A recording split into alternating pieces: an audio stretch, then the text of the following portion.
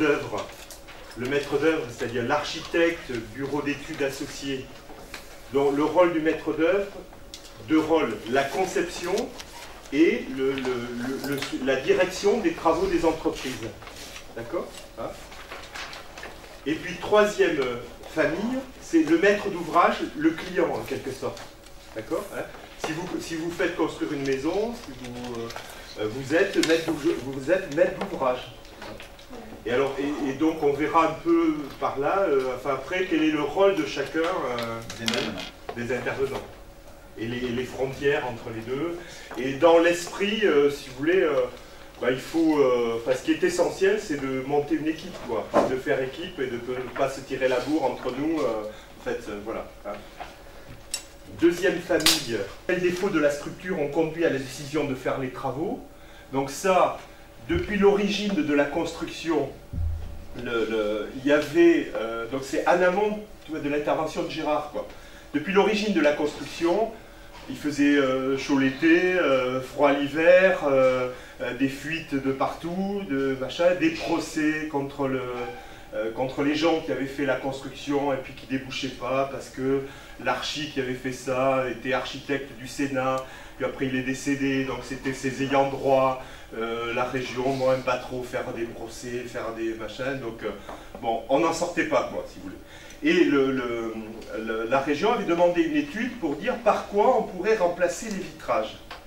Et résultat de l'étude, rapport fait par un bureau d'études en disant, ben, à froid, le bâtiment, au calcul, ça passe pas, donc ça peut se casser la gueule d'un moment à l'autre.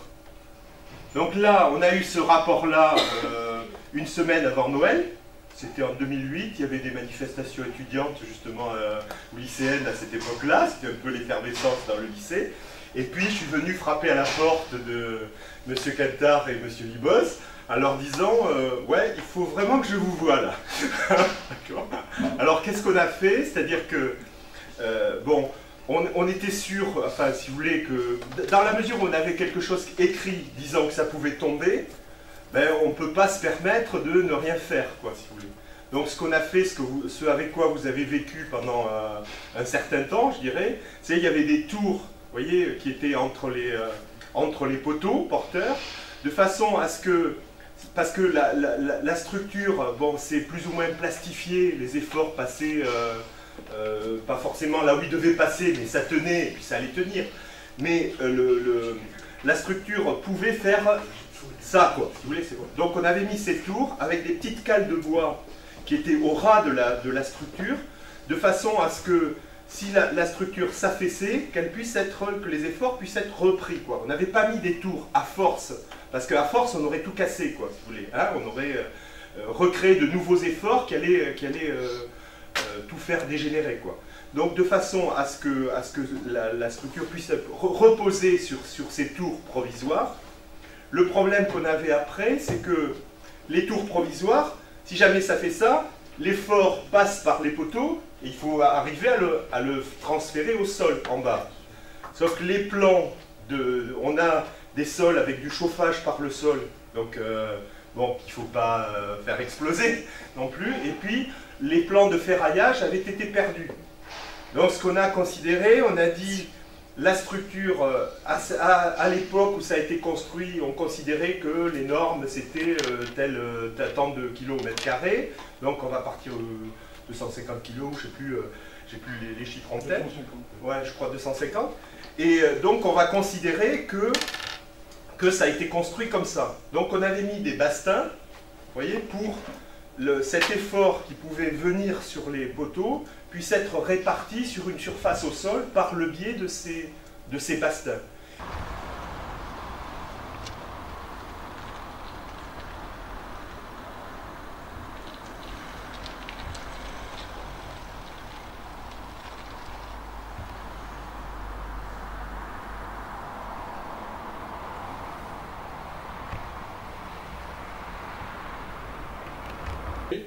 On va la reposer. Mais en la reposant, on s'est dit, on va quand même améliorer déjà le confort d'habitabilité. C'est-à-dire qu'on va lui redonner un petit peu plus de hauteur. Vous avez des paliers au deuxième et troisième étage, on touche la charpente, on touche la charpente. Maintenant on ne la touche plus parce qu'on est en train de la démonter. Ensuite, on a pensé que tous les matériaux qui allaient être démontés, eh bien, nous allons pouvoir les recycler. Parce que vous avez quand même ici 80 tonnes de métal qui va s'en aller à la poubelle, en quelque sorte. Et est-ce que c'est bien d'aller jeter autant de matières premières qui est recyclable comme l'acier? L'acier, c'est un matériau les plus faciles à recycler. Donc c'est le parti qui a été pris de démonter par petits tronçons, ça s'en va par camion. C'est pas très facile, vous avez peut-être vu un petit peu les passages là, de ces camions. Vous avez tous les vitrages qui ont été démontés, il y en a 800 et des poussières, pour une surface d'à peu près 1200 m². Je parle simplement des vitrages de toiture. Ceux-là aussi partent au recyclage dans des usines qui refont du verre. Et enfin, l'aluminium qui sert à tenir, vous voyez, chaque fenêtre, chaque élément de façade, verticalement ou horizontalement, ce sont les supports de verre. Eux aussi, l'aluminium, vont être recyclés dans des usines un peu particulières, parce qu'il faut se rappeler que pour faire une tonne d'aluminium, on emploie dans les usines qui fabriquent à partir de la bauxite, l'aluminium, l'équivalent de 20 tonnes d'eau. Une tonne d'aluminium, 20 tonnes d'eau. Vous voyez ce que ça peut consommer une usine d'aluminium. Alors quand on recycle l'aluminium, on récupère un matériau pratiquement identique à ce qu'il était précédemment. Autre vertu qui est recherchée dans ce bâtiment, comme tu as dit justement Michel, et vous en avez certainement souffert, c'est le contrôle de la température. On savait que l'élévation de température, qui est liée aussi ici à une forme particulière, c'est la forme de la pyramide qui fait une grande cheminée. En été, eh bien, l'accumulation de la chaleur, il est terrible. Dans une maison, habituellement, vous avez un toit comme ça, et la chaleur monte ici, et s'accumule à peu près comme un nuage ici. Mais dans une pyramide, vous avez quelque chose de différent. C'est qu'au sol, vous avez une surface importante, et la convection, phénomène de physique, vous avez peut-être étudié ça, nous amène ici un volume extrêmement réduit dans la partie haute. Évidemment, plus on monte, moins il y a de volume. Et ici, la chaleur est excessive, puisqu'on atteignait 60 degrés l'été. On sait que pour extraire de la chaleur, il y a deux systèmes, c'est la ventilation, mais aussi le contrôle de l'apport solaire. Donc, en démontant nos vitrages, on a choisi un type de vitrage extrêmement technique et élaboré. C'est un double vitrage d'abord, deux parois. C'est un vitrage feuilleté parce que nous sommes dans un établissement scolaire. Il ne faut pas qu'une vitre casse parce qu'il y a une petite météorite qui vient briser et faire tomber au sol. Parce que les... Alors, le facteur solaire dont on parle pour qualifier des vitrages de haute technicité, c'est celui qui va filtrer au travers de l'attaque des rayons, le renvoi qui va permettre de filtrer jusqu'à 82%. C'est très important. Du rayonnement. La lumière va passer, on verra pratiquement comme en plein jour, mais ce vitrage particulier va absorber et renvoyer 82%, je ne vais pas dire de la chaleur, mais des effets solaires. Alors déjà, rien que par ce principe-là, on va abaisser considérablement la température dans le bâtiment. On n'évitera pas, bien sûr, l'accumulation, mais au lieu d'être à 60 degrés, on sera peut-être autour de 40. 40, vous savez, l'été, c'est bien 40 degrés. Mais ça ne suffit pas. On pourrait penser à aller chercher des grosses machines qui vont climatiser. Mais grosses machines égales beaucoup d'énergie, encore de l'argent. Ça ne fait pas au maître d'ouvrage, ni à l'utilisateur, le lycée. C'est encore des dépenses. Alors il y a un principe simple, comme autrefois dans les vieilles chaumières, on fait rentrer de l'air en partie basse, et là vous allez avoir une multitude de petites fenêtres, des châssis, qui pourront s'ouvrir et évacuer en partie haute, par une 16 fenêtres, l'excédent de chaleur. Et tout ceci est piloté, bien sûr, par un programme informatique qui va maîtriser. Je n'ai pas besoin de faire des courants d'air toute l'année. l'hiver, je me cantonne à avoir un bon confort, la chaleur, la température, mais l'été, dès le printemps d'ailleurs, on va pouvoir évacuer. Alors, notre vitrage ne s'applique pas seulement sur la partie de la toiture, je rappelle, à peu près 1200 m², mais également sur nos façades. Hein, façade côté château, façade côté... je sais plus comment on l'appelle. Valais. Donc voilà un petit peu le principe général des économies d'énergie et également de la maîtrise des coûts. Mais on profite aussi de cette restructuration et reconstruction de cette verrière pour amener du confort, on l'a déjà dit, pour l'habitabilité en hauteur, mais également on sécurise les bâtiments. Alors, on disait qu'il fallait déjà sécuriser la charpente, cette fois-ci, les calculs sont justes. Voilà. Et la réalisation des travaux sera conforme au calcul, quoi. Un autre aspect de la sécurité est celui d'utiliser ce projet, cette réalisation, pour parfaire des données qui jusque-là n'étaient pas suffisamment abouties.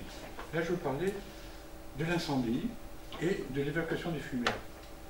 Dieu merci, il n'y a pas eu d'alerte, je pense, pendant 17 ans. Voilà. Il ne s'est rien produit de grave, mais on est obligé, par mesure de précaution, de parer à toute éventualité.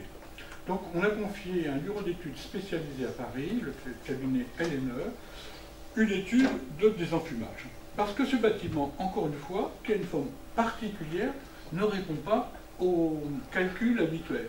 Aux normes habituelles. Et là, il y avait une question, si vous voulez, est-ce que...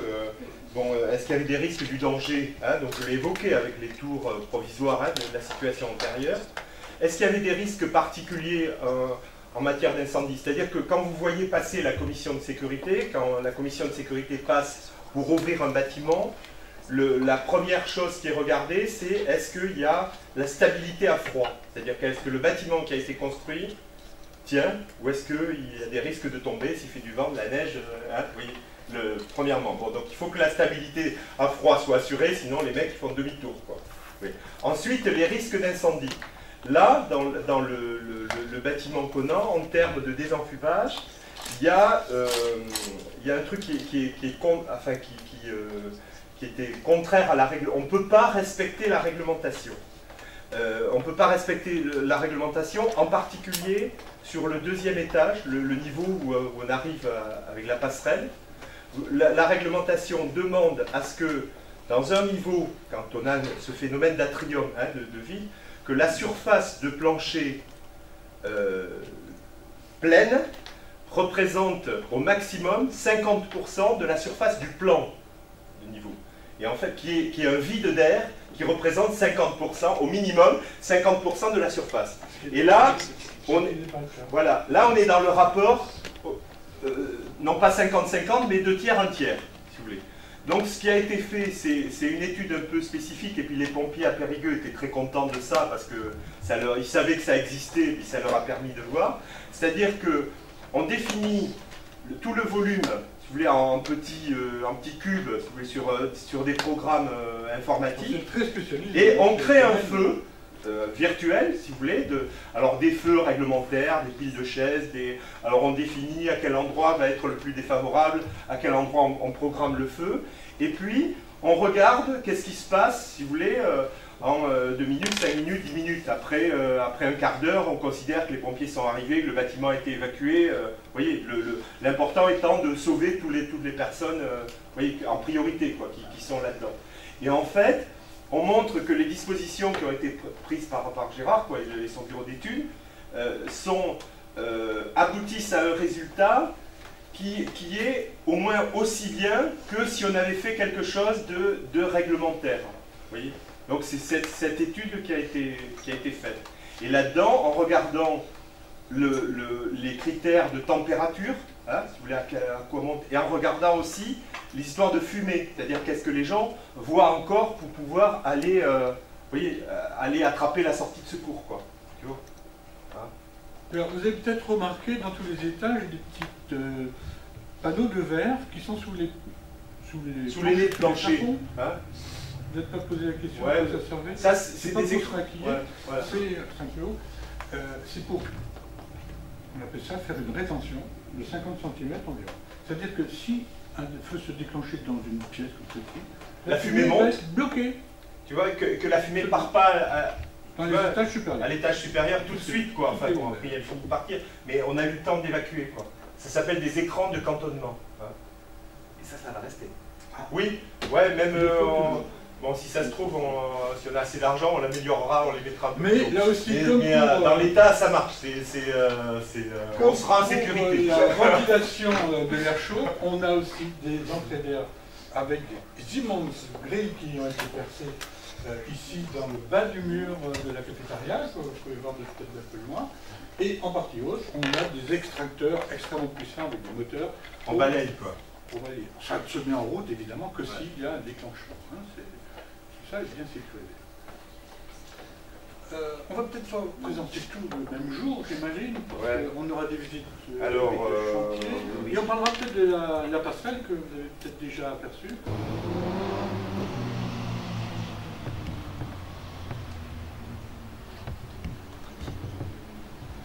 Voilà, pourquoi améliorer la passerelle? Alors la passerelle n'était pas non plus réglementaire, il y avait des risques de flambement. Vous n'aviez pas le droit de faire du pas de loi sur la passerelle. Voilà, et puis pas trop de stationnement non plus. Vous avez remarqué qu'elle bougeait un petit peu? Elle était très souple. Hein. Alors, trop souple, et en fait, la passerelle, qui est un U comme ça, vous voyez, on marche au milieu là. Hein. En fait, les poutres qui servent de garde-corps, machin, sur leur longueur, avaient des risques de flambement. Flambement, c'est quoi? C'est que si j'appuie sur quelque chose, je ne veux pas te casser le truc, si j'appuie sur quelque chose qui est souple, tu veux, à un moment donné, ça se vrille, quoi. Hein, c'est ça le flambement. Hein. Donc il y avait et donc, en fait, et par-dessus le marché, si vous voulez, dans la conception, c'est que ça avait une forme de U en coupe, quoi. En bas du U, c'était boulonné, les trucs avec... Et le boulonnage, il y a toujours une petite souplesse. Donc le risque, avec le risque de flambement en tête de mes deux jambes de U, quoi, si vous voulez, et la souplesse au niveau de l'accroche en bas, le risque c'était que ça fasse ça, quoi. Vous voyez, machin. Donc ce qu'il a conçu, c'est de faire un truc par-dessus, qui va faire un haut, quoi. Vous voyez. Refermer la figure géométrale pour la rendre rigide. Et voilà. Cela tous les 4 mètres. Et à ce moment-là, vous pourrez défiler sur la passerelle, si le cœur vous en dit. Alors, un autre aspect, après si vous voulez, par rapport enfin, aux contraintes, après on peut parler un petit peu des contraintes bon, un des aspects, c'est la SNCF. Avant la SNCF, il y a l'architecte des bâtiments de France. Tu pourras me dire deux mots, là. Oui, alors, ça c'est dans le processus d'élaboration de la conception. On se doit de vérifier un certain nombre de contraintes, des contraintes d'urbanisme. Est-ce que je peux construire plus haut? Est-ce que je peux m'étendre? Ici, on ne construisait pas plus, bien sûr. Un petit peu plus haut, oui. On doit aussi respecter d'autres règles, comme celle de la proximité d'un monument. Vous avez les ruines antiques que vous connaissez bien à côté, le château Barrière. Donc, il y a consultation du service des bâtiments de France. Et notre confrère des bâtiments de France nous a dit, n'oubliez pas de laisser une belle vue sur le château Barrière. Vous le connaissez par cœur, mais vous allez encore mieux le voir au travers de l'entrelac des petites fenêtres qui ont été créées sur cet habillage, sur cet emmaillotage de la passerelle, hein, qui est faite avec des lames d'aluminium perforées.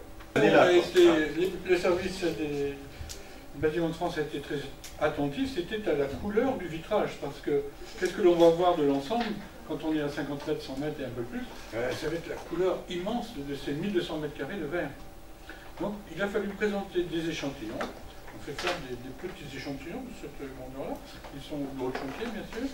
Et l'architecte se propose, se positionne par rapport à une couleur ou une autre. Ce qui fait qu'au lieu d'avoir deux couleurs, comme c'était un petit peu pressenti, nous aurons une couleur unique pour l'ensemble du bâtiment. Mais rassurez-vous, la couleur d'un verre varie toutes les minutes en fonction des nuages, du temps qu'il fait et de la saison qu'il fait. Ce qui fait que bon, je trouve que cette consultation est un petit peu exagérée. On a parlé de la SNCF, et la SNCF c'est une très belle compagnie qui vous permet de faire et même au ski et ailleurs. C'est aussi une compagnie très exigeante quand on vient de mettre le pied sur ses rails. Bon, enfin c'est pour ça qu'il n'y a pas beaucoup d'accidents de train et de choses comme ça. Mais si vous voulez, là, donc la conception qu'avait vu Gérard, quoi, c'était de dire, parce qu'il y a des approvisionnements de chantier à faire, c'était de dire, bon, on approvisionne là où on peut arriver avec des gros camions, c'est-à-dire sur le parking des profs de l'autre côté côté ville, quoi, hein, de l'autre côté de la passerelle. Alors nous, on avait négocié avec la SNCF pour la nuit, quand il n'y a pas de train, avec toutes les précautions SNCF, on avait la grue qui était positionnée, prévue au pied de la passerelle, hein, et puis qui était positionnée par là, quoi. Et puis on passe les charges, on les amène sur le terrain de basket la nuit, et puis après on bosse le jour, voilà, en fait, avec des contrôles électroniques sur la grue qui se font couramment maintenant, en disant à la grue, la charge, il est interdit qu'elle aille au-dessus des voies ou dans la zone interdite autour des voies quand la grue est tournée vers les voies, quoi. Mais la SNCF, ça allait très bien, on avait la région pour la surveillance, il nous faisait une facture de 44 000 € quand même. Déjà pour nous surveiller, en nous obligeant à travailler la nuit, après entre 22 h et 5 h du matin, enfin bon. Et puis en dernière minute, ils nous disent, on avait l'installation de la grue qui était prévue un week-end, fin juillet, quoi, 25 juillet. Et puis vers la mi-juillet, ou vers le 20 juillet par là, ils nous disent, ah ben on a un petit codicile dans nos règles de sécurité qui viennent changer.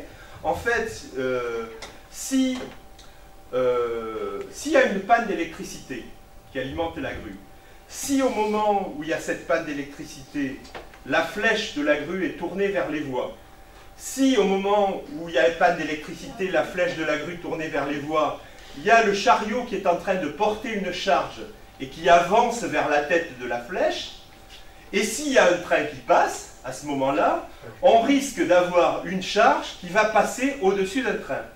Alors, pour éviter ça, maintenant, nous exigeons que qu'il y ait des blocages mécaniques. Alors, on leur a dit, ben, des blocages mécaniques, on ne fera pas, parce que si on bloque mécaniquement la grue, on l'empêche de se mettre en girouette, c'est-à-dire dans le sens du vent, si vous voulez, si le vent arrive là, la grue, elle va tourner, hein, pour offrir le moins de résistance au vent, quoi, hein. C'est ce qu'on appelle la mettre en girouette, quoi. Si un coup de vent arrive, la grue ne peut pas se mettre immédiatement en girouette, à ce moment-là, c'est la grue qui va tomber sur le train qui passe. Donc les blocages mécaniques, eh bien, on ne le fera pas. Voyez. Et de là est venu de dire, bon, pour ne pas être emmerdé avec la SNCF, mais on va changer la grue de place, voir si c'est possible, et on l'a mise à la pointe. Elle est tenue là-bas. Elle est venue là. Alors, elle a une dimension suffisante quand même pour balayer, évidemment, hein, tout le voilà. chantier, voilà. Vous savez que pour amener une grue comme ça, il faut 7 camions qui voyagent de nuit, bien sûr, un convoi exceptionnel, et elle arrive en petits morceaux. C'est intéressant à voir, ça aussi. Et alors, et pour là, bien évidemment, comme le glisser, il est là où il est, il fallait, pour pouvoir approcher, et puis il fallait aussi cette flèche, avoir une autre grue qui arrive, pour pouvoir mettre la flèche sur le poteau, quoi, sur le fût, quoi, si vous voulez, pour la monter, quoi, hein. C'est-à-dire, on a monté toute la flèche d'un seul tenant, ça fait 78 mètres, je crois, 60 mètres de flèche et 18 mètres avec le contrepoids, hein. Donc il y avait les 78 mètres, on a élagué un peu les arbres devant la salle à manger, là, hein, vous voyez, de façon à ce qu'on ait la place de mettre, enlever 2 candélabres qui traînaient. Après, c'est des petits détails, si vous voulez, auxquels il faut penser, la branche qui va gêner pour mettre le truc, donc faire passer l'élagueur, etc. Et puis il y avait une grue qui est arrivée pour prendre la flèche et la poser sur le fût au-dessus des bâtiments, quoi. Et tout ça, l'approvisionnement du chantier, il fallait passer par l'union immobilière. On peut dire aujourd'hui où est-ce qu'on en est, on dépose le reste, la moitié de la charpente est en petits morceaux, l'autre moitié va être déposée d'ici à une quinzaine de jours, et on commence à approvisionner les nouvelles poutres, la nouvelle charpente, recalculée cette fois-ci correctement, Qui est un acier aussi. Un acier, Oui, c'est sûr. ouais, ouais. Mais parce qu'en fait, il fallait aussi que en image, qu'on conserve un peu l'image, quoi. C'est ce que demandait aussi l'ABF, quoi. Tu vois, On était contraint de garder la même géométrie et la même présentation du bâtiment.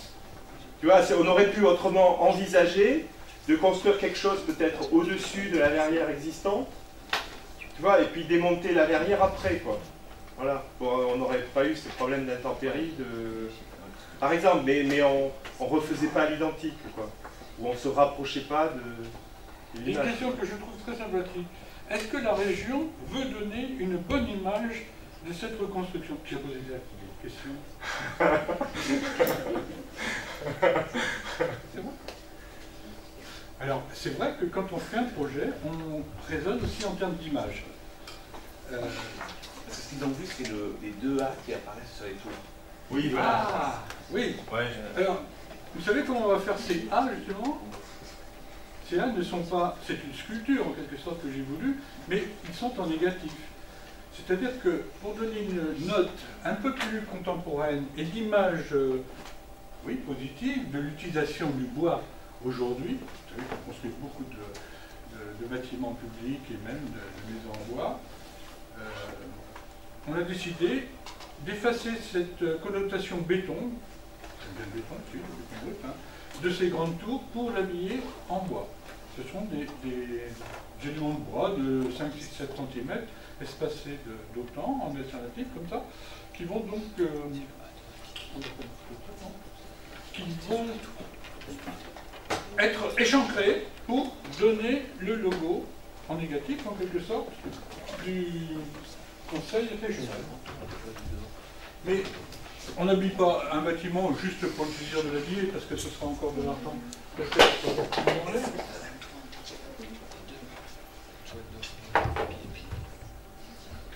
Donc vous voyez, nous avons ici toute une série de lames de bois naturelles qui viennent découper le logo. Alors je vais peut-être mal le faire, hein, mais c'est un petit peu ça. Hein. On enlève de la matière pour donner le A du conseil régional. Mais tout ceci, en fait, est un habillage qui se fait avec une peau en matériaux noirs. Enfin, c'est une sorte de... C'est pas du PVC, c'est un matériau d'étanchéité qui permet de rendre étanche la tour et aussi de drainer les eaux de la verrière. Parce que notre verrière, elle n'a pas beaucoup d'exutoire pour recevoir les eaux et dès qu'il y a un obstacle, elle a tendance à rentrer.